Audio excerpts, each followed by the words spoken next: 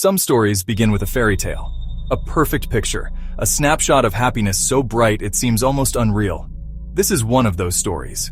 But fairy tales, as we know, can sometimes hide the darkest of secrets.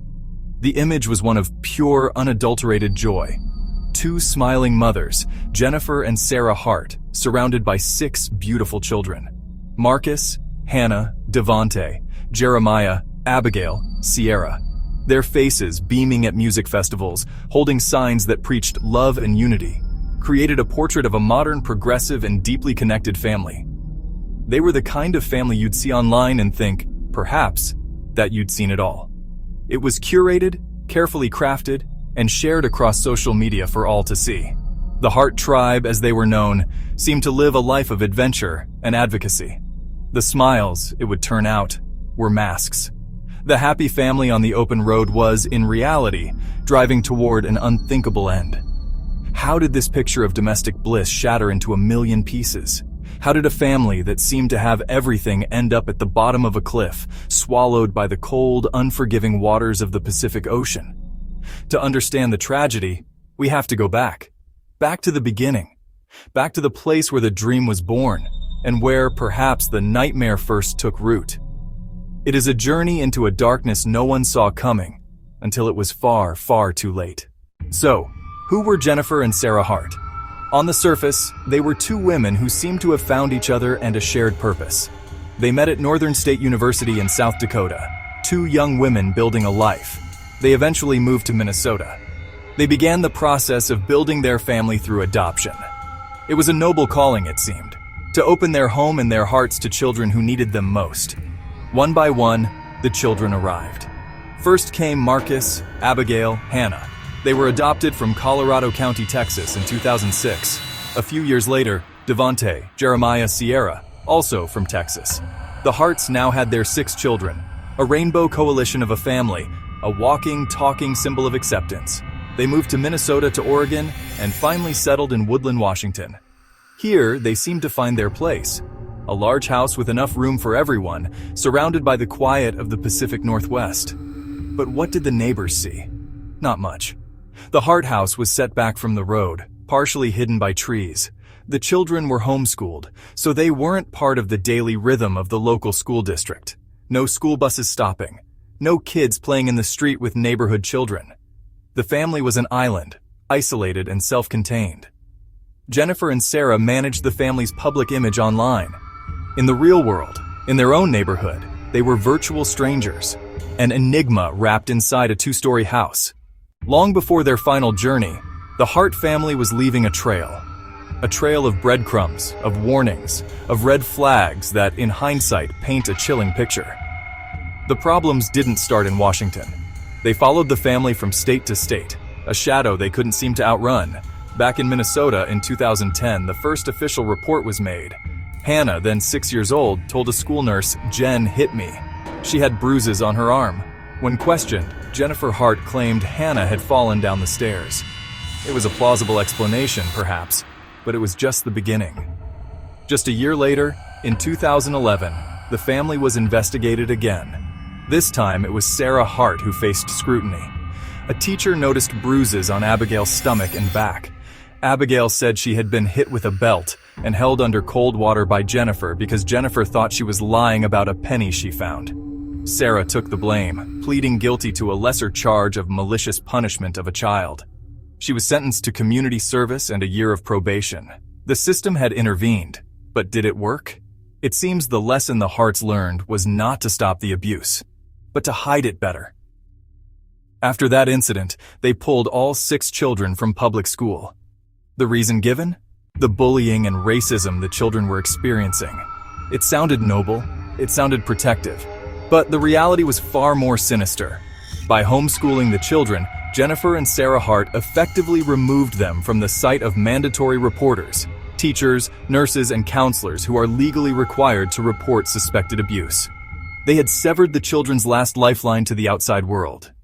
The move to Woodland, Washington in 2017 was meant to be another reset, a new state, a new home, a new chance to maintain the flawless facade. But in this quiet, rural community, the cracks in the Hart family's story began to widen, becoming impossible to ignore. The next-door neighbors, Bruce and Dana DeKalb, soon grew concerned. They saw things that just didn't add up. The children, who were supposedly homeschooled, seemed to be working in the garden from sunup to sundown. They rarely seemed to play. They looked small for their ages. They appeared to be terrified of their mothers. One night, the DeKalbs were awakened by a sound. It was Hannah Hart, standing at their door in the middle of the night. She was cold, wrapped in a blanket. She had jumped from a second-story window to escape her home. She begged them not to send her back. She claimed her mothers were whipping her with a belt. The DeKalbs were horrified. This was no longer just a suspicion. It was a direct cry for help. A child had risked her life to get away.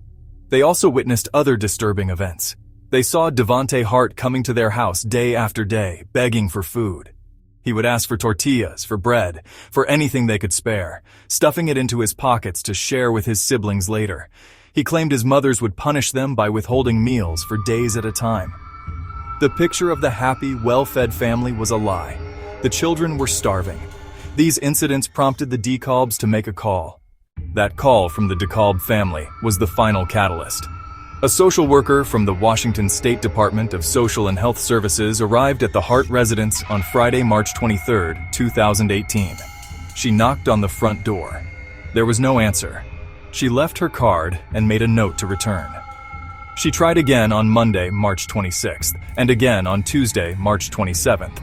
Each time she was met with an unnerving silence. The family's SUV was gone. The house was empty. It was as if they had vanished into thin air. But they hadn't vanished. They had fled. Inside the house, Sarah Hart had received a call from her work informing her that CPS had been trying to reach them. The clock was ticking. Jennifer Hart knew that this time, an investigation might be different. This time, there were neighbors who had witnessed things firsthand. So, in the dead of night, she packed her family into their GMC Yukon and drove away from the house in Woodland for the last time. They were running. The subsequent investigation into their digital lives revealed a frantic series of searches on Sarah Hart's phone that evening. Can you overdose on Benadryl? How much Benadryl can you give a 120-pound woman? Is death by drowning relatively painless? The intent behind these queries seems horrifyingly clear. The plan was already forming. It wasn't just an escape, it was something far more final. The family's journey south was a race against the inevitable. On the morning of Saturday, March 24th, just hours after fleeing their home in Washington, the Hart family's SUV was spotted in Newport, Oregon, more than 150 miles from Woodland. They stopped at a Safeway supermarket. Surveillance footage from the store provided a haunting final glimpse of the family. Jennifer Hart is seen buying groceries. She appears calm, almost serene. There is no outward sign of the turmoil that must have been raging within. No hint of the catastrophic plan she was about to set in motion. From Newport, they continued their relentless drive south, covering hundreds of miles.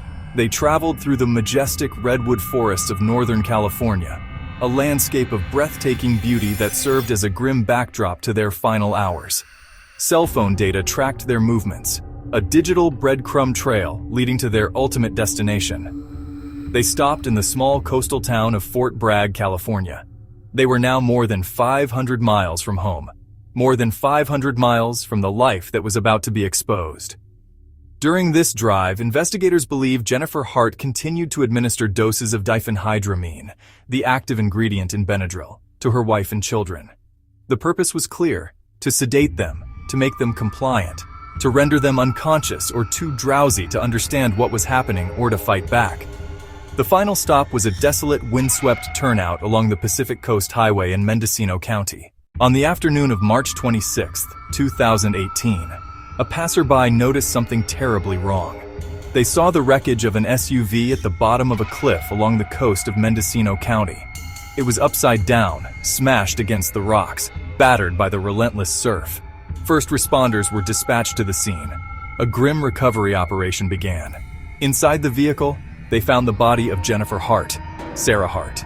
They also found 3 of their children: Marcus, 19, Jeremiah, 14, Abigail, 14. All were deceased. The scene was one of utter devastation, but 3 children were missing. Hannah, Devante, Sierra. The search was immediate and frantic. Had they escaped the crash? Were they thrown from the vehicle and washed out to sea? For weeks, the fate of the remaining children was a painful, agonizing mystery.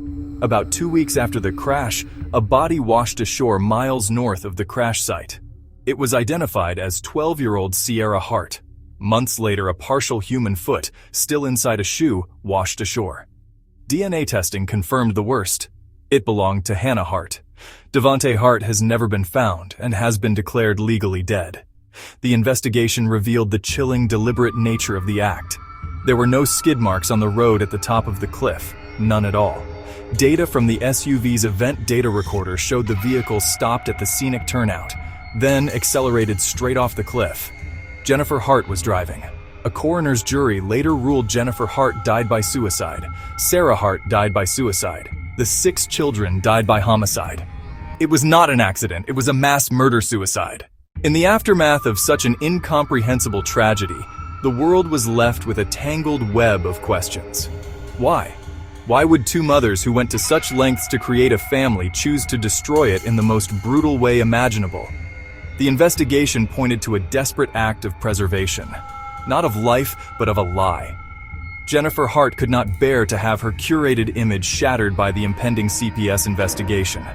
Evidence paints a troubling dynamic. Toxicology. Sarah, significant Benadryl, far more than the children. Jennifer, none. Jennifer, high alcohol level. Sarah, none. Was Sarah incapacitated, or did she take drugs willingly as part of a pact? And what about the system? The Harts were on CPS radars in 3 states. Reports were filed. Investigations were launched. Time and again, they slipped through the cracks. They used mobility, their homeschooling, Jennifer's persuasive personality, the loss of 6 young lives filled with potential that was stolen from them. Marcus, who loved to perform. Hannah, with her bright, infectious smile. Jeremiah, the creative spirit. Abigail, the firecracker. Sierra, the gentle soul. Devante, the boy whose hug gave a divided nation a fleeting moment of hope. They were not props in a photograph. They were children who deserved to be safe, to be loved, and to grow up. Their story has been told in documentaries, in podcasts, in countless articles. We invite you to share your thoughts in the comments below. Join the discussion, and let's make sure their voices are never truly silenced.